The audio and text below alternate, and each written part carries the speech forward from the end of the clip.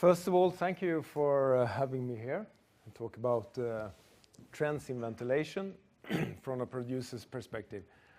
I'm the technical director for Systemair, and Systemair we are quite broad-broaded. We have our own companies in 50 countries, and we have product development in 20 countries today. So when we talk about trends, trends looks a little bit different depending on where you are, of course. But I will do my best. So trends is very much about the future. How will the future look like? Because trends will set the future. And one of the big trends, of course, is energy, except for US. Now it's stopped a little bit.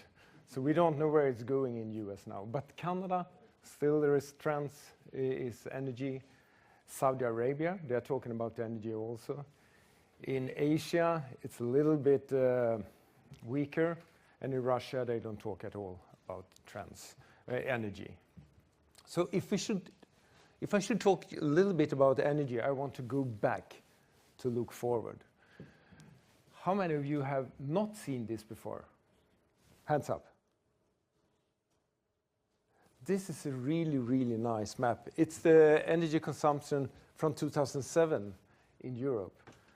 And it was used by VHK when they made the energy-related product directives. And what you see here is in the middle, you can see where the energy comes from. It's nuclear, gas, coal, and so on. And then you can see where it's used. This is electricity losses, transport, and here you have heat.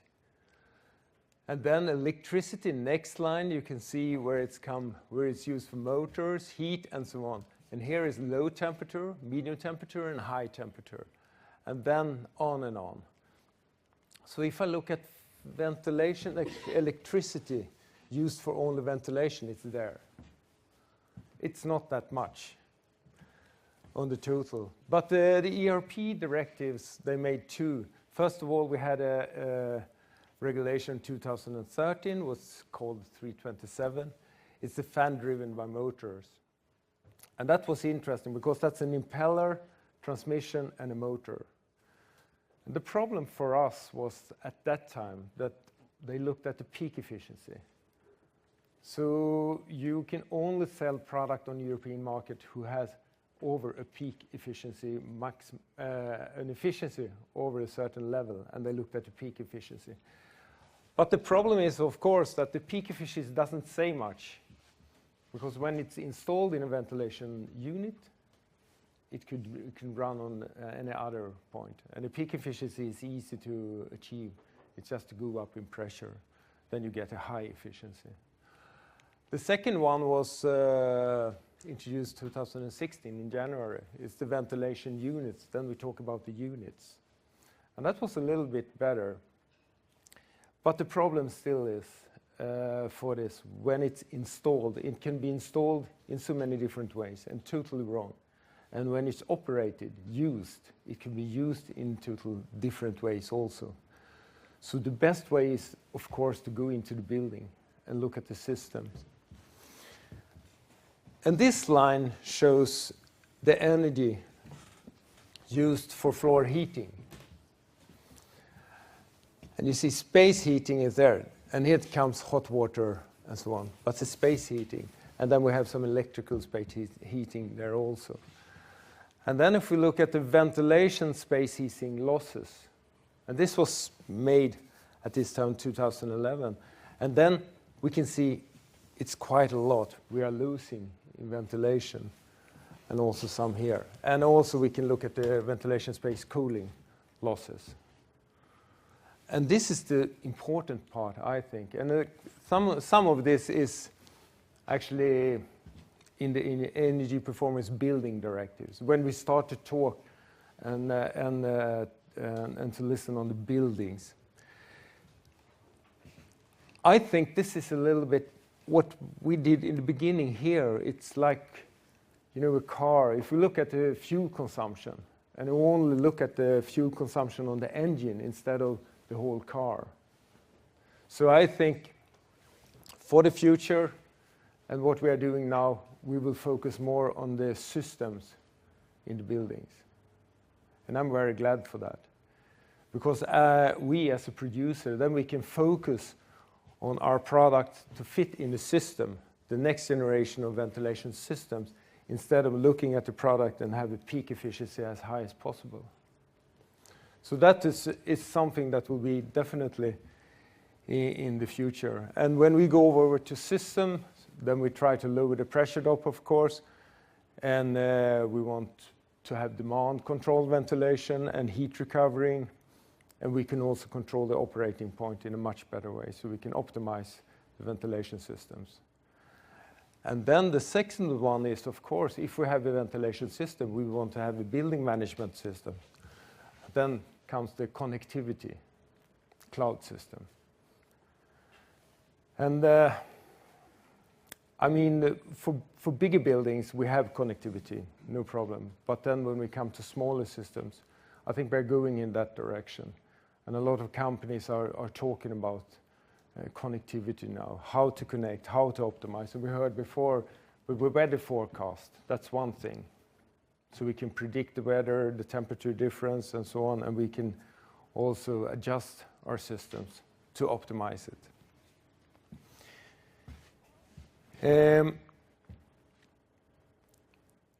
I would also say that it's a lot of talk of Internet of Things. And Internet of Things, it's, if you look at the hype curve, I don't know if you're familiar with the hype curve, Internet of Things is a hype right now. Everyone talks about it, but it's not really existing. For me, it's existing when we can buy different sensors, components, and they can start to talk with each other.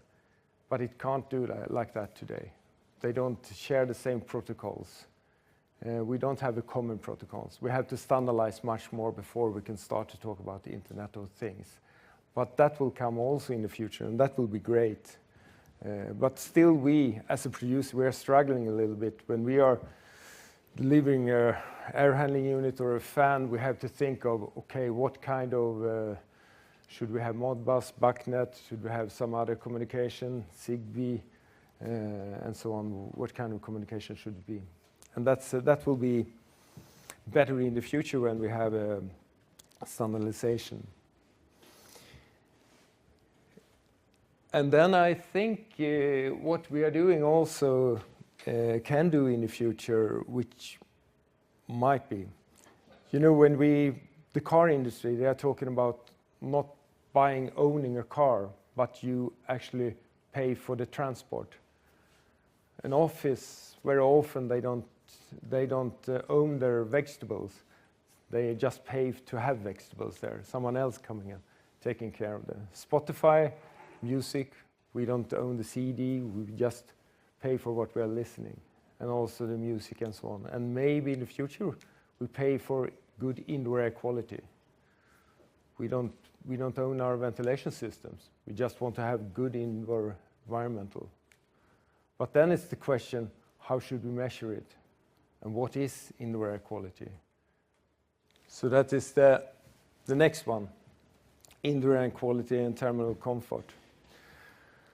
And I think the research you are doing, some of you are doing, that is really important.